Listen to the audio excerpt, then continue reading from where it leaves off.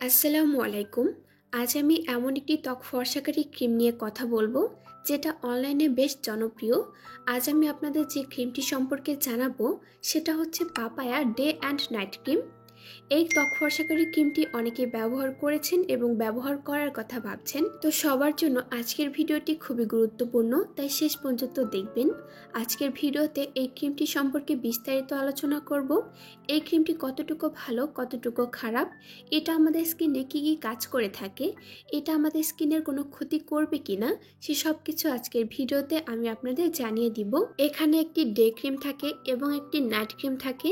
Day ক্রিমটি দিনের বেলায় ব্যবহার করতে হয়, এটা একটা বিবি লুক দেয়, এবং নাইট ক্রিমটি রাতের বেলায় ব্যবহার করতে হয়। নাইট ক্রিমটি মূলত স্কিনটাকে ফর্সা করতে কাজ করে থাকে, ডে ক্রিমটি স্কিনটাকে ইনস্ট্যান্ট ফেয়ার করতে কাজ করে।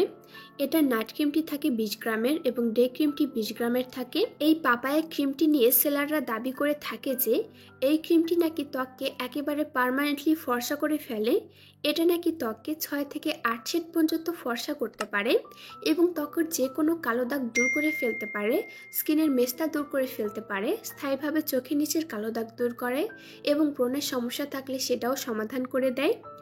এখন আমি আপনাদের বলে দিব যে আসলে এই ক্রিমটি কি কি কাজ করে থাকে আমাদের স্কিনে। প্রথমত, এই পাপায়া ক্রিমটি স্কিনকে ফর্সা করতে কাজ করে, তবে এটা কখনোই আপনাকে 6 থেকে 8 শেড পর্যন্ত ফর্সা করতে পারবে না।